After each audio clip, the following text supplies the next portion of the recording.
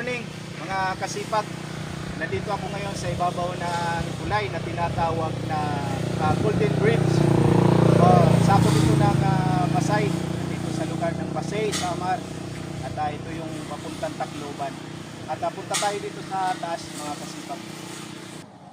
Ayan, ito yung view ng Golden Bridge. Meron dito sa baba na tinatawag na pantalan, daungan ng mga bangko, lalo na yung mga nirerenta ng mga tourist. So, binapa para baybayin itong Golden River. Magtataka kayo kung bakit tinatawag na Golden Bridge. Siguro ang dinig ko, tinawag ito dahil sa klase ng kanyang tubig. Personally ako, napansin ko rin ito na hindi pa ito lumilinaw. Ito ay laging kulay gold, malabo. Ayan, papunta doon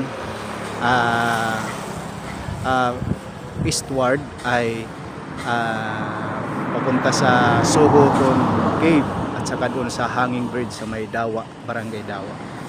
Papunta naman dito westward ay palabas na, pupunta doon, padaloy na ng dagat yung tubig. Okay, ayan, taas tayo sa taas. Ayan, yan yung tubig niya. Ang laki ng river na ito dito sa Pasay. Okay, ito ay nandito sa nagdudugtong ng mga barangay ng Barangay Magallanes doon, yan. Saka dito naman sa Barangay Binungtuan. Ayan, sakop ng Pasay, Samar. Ayan.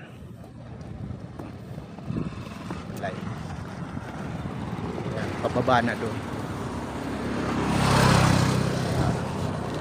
Dito ako sa medyo pinaka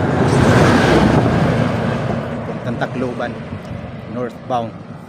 Dito naman southbound papuntang Marabot, Samar, at papunta doon sa Eastern Samar, Giwan, Burungan. Ayan, ayan. Yan tulay, yan o.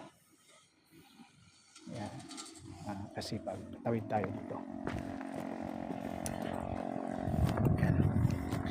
Yan, laging malabo ang tubig dito kaya tinatawag na Golden Bridge kasi Golden River din. Kasi malabo ang tubig, parang gold. Kailanman hindi pa yan nagluminaw.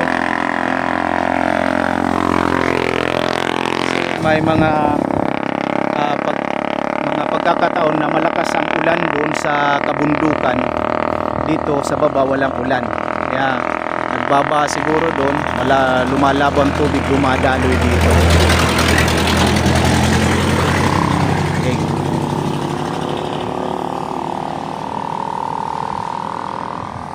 Ayan, maraming salamat po mga kasipag sa patuloy ninyong pagtangkilik at panunood sa aking mga video sa aking channel on YouTube, ang Marabot Rocks TV.